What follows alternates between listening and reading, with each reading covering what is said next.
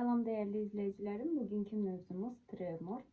Tremor ne demektir? Tremorun hansı növləri vardır? Hansı vəziyyətdə həkimə müraciət etmək lazımdır?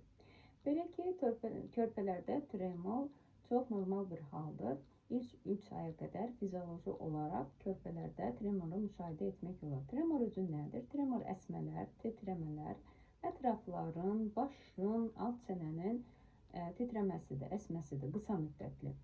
Belə ki, körpə ac olduqda, narahat olduqda, ağladıqda, ışığa reaksiyası, yuxuda birdən-birə əllərini atması və yüksək səsdən qorxduqda belə bir hallar müşahidə olunur. Bu qorxulu bir şey deyildir. Bu fizioloji haldır. Bu nə ilə əlaqədardır?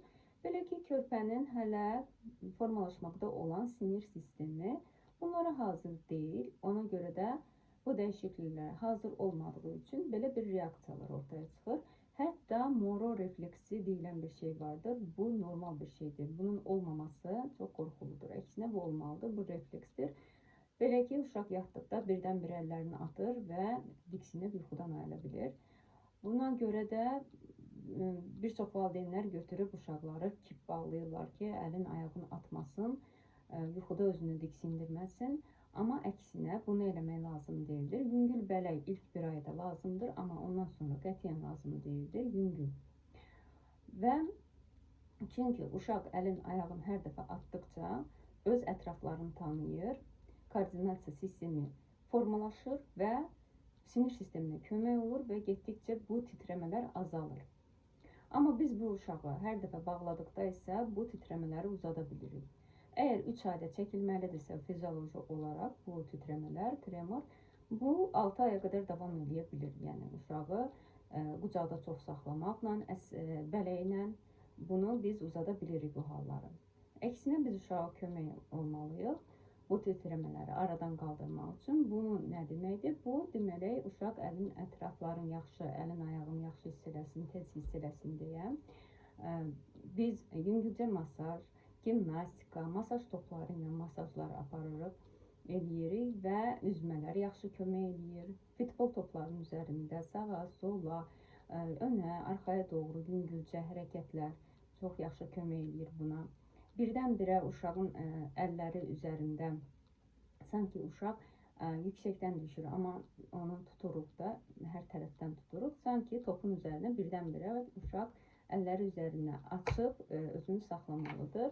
Və getdikcə bu titrəmələr, bu diksinmələr çəkilir. Bu fizioloji haldır.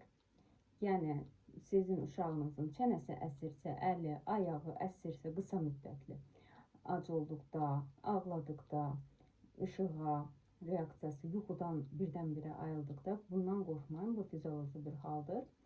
Əgər patolojidursa, buna fikir vermək lazımdır. Bunu necə fərqləndirmək olar? Patolojida bu qısa müddətli deyilir, bu çox uzun müddət davam edir. Ətraflarının əsməsi, uşaq çox narahatdır, çox ağlayır, göyərmələr müşahidə olunur, gün ərzində çox təkrar olunur və bu 3 aydan sonra keçib getmir, qətiyyən arta bilər sadəcə.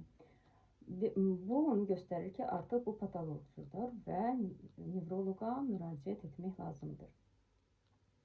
Bunların da səbəbi bir çox səbəblər ola bilər. Bu bətin daxili infeksiyalar ola bilər, bu doğuş zamanı alınan travmalar ola bilər, hipoksiyanın nəticəsi ola bilər.